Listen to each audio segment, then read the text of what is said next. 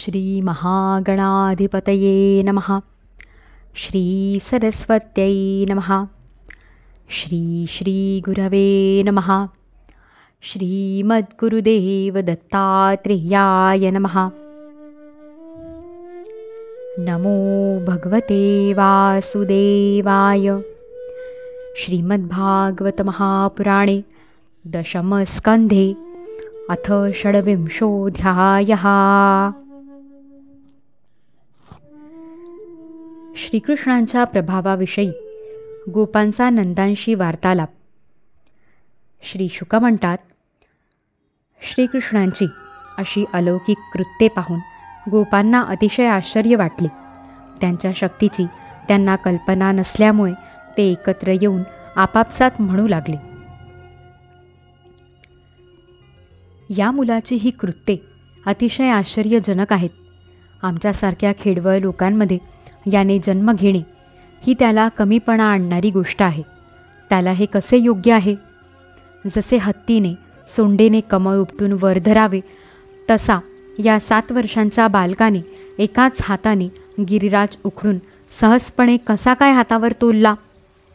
जेव्हा हा पाळण्यात होता त्यावेळी भयंकर राक्षसी पूतना आली असता याने डोळे मिटूनच काळाने शरीराचे आयुष्य प्यावे तसे तिच्या स्तनातील दूध प्राणांसह प्राशन केले. जेव्हा हा फक्त 3 महिन्यांचा होता आणि छकड्याखाली झोपला होता तेव्हा रडत रडतच हा वर पाय हलवत असता त्याच्या ठोकरण्याने तो छकडा उलटून पडला. जेव्हा तृणावर्त दैत्याने वावटळीच्या रूपाने हा बसला असतानाच याला उचलून आकाशात नेले होते तेव्हा हा फक्त 1 वर्षाचा होता. त्यावेळी याने त्या तृणावर्त दैत्याचा गळा घोटून त्याला ठार मारले. एकदा लोणी चोरल्यामुळे आईने त्याला ओखायला बांधले होते तेव्हा याने दोन्ही अर्जुन वृक्षांच्या मधून रांगत जाता जाता ते वृक्ष उखडून टाकले. गोपाळ आणि बलराम यांच्यासह हा जेव्हा वासरे चारण्यासाठी वनामध्ये गेला होता तेव्हा याला मारण्यासाठी एक दैत्य बगळ्याच्या रूपाने आला आणि याने दोन्ही हातांनी त्याचे दोन्ही जबडे पकडून त्याला गवताच्या काडीप्रमाणे चिरून टाकले. जेव्हा याला मारण्याच्या हेतूने एक दैत्य वासराच्या रूपामध्ये वासरांच्या कळपात घुसला होता त्यावेळी याने त्या दैत्याला मारून कवठांच्या झाडावर आपटून ती झाडेही उखडून टाकली. याने बलरामासह गाढवाच्या रूपात राहणाऱ्या धेनुकासुराला व त्याच्या बांधवांना मारून टाकले आणि पिकलेल्या फळांनी परिपूर्ण असे ताडवण सर्वांसाठी उपयोगी बनविले. यानेच बलशाली बलरामाकडून क्रूर प्रलंबासुराला मारले तसेच दावानलातून गुरांची आणि गोपाळांची सुटका केली. यमुनेच्या डोहात वास्तव्य करणाऱ्या विषारी कालियाचे गर्वहरण करून बळजबरीने त्याला डोहातून हाकलून लावले आणि यमुनेचे पाणी विषरहित केले. नंदबाबा, तुमच्या या मुलावर आम्हा सर्व व्रजवासियांचे अत्यंत प्रेम आहे आणि याचे सुद्धा आमच्यावर स्वाभाविक प्रेम आहे. याचे कारण काय? कुठे हा 7 वर्षांचा बालक आणि कुठे ते एवढा मोठा पर्वत उचलून धरणे?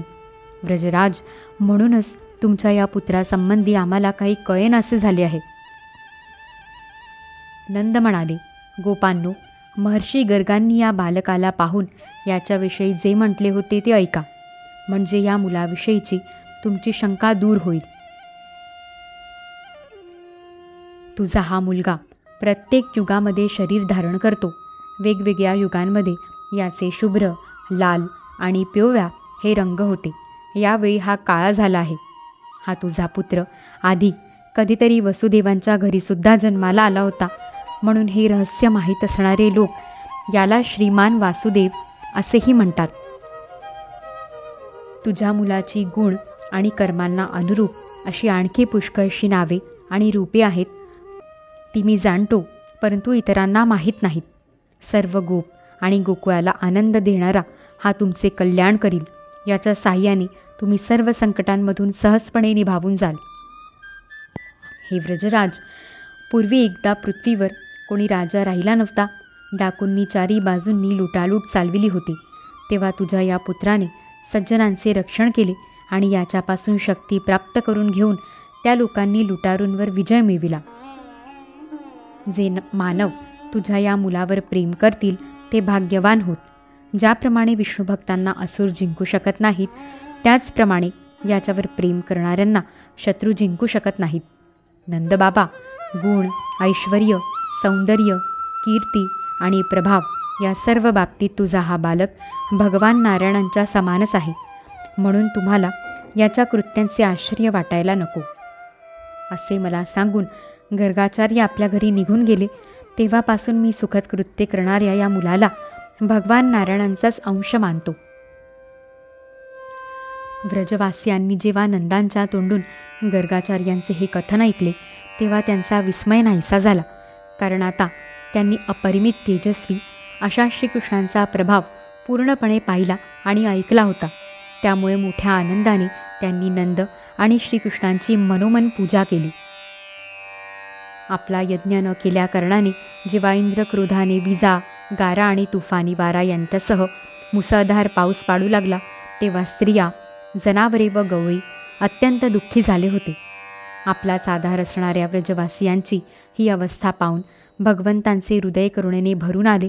परंतु लगेच मंदहास्य करीत एखाद्या मुलाने पावसाळी छत्रीचे पूल धरावे त्याप्रमाणे त्यांनी एकाच हाताने पर्वत उपटून उचलून धरला आणि गोकुळाचे रक्षण केले.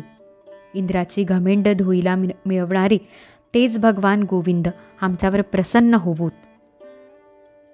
अध्याय 26 समाप्त.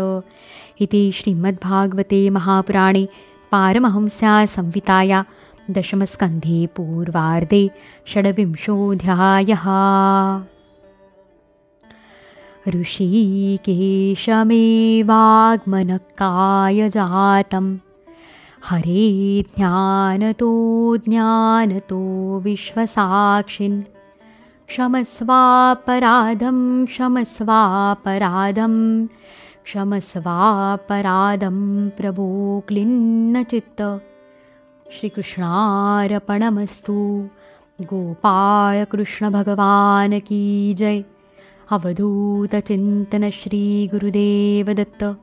श्री सद्गुरुनाथ महाराज की जय.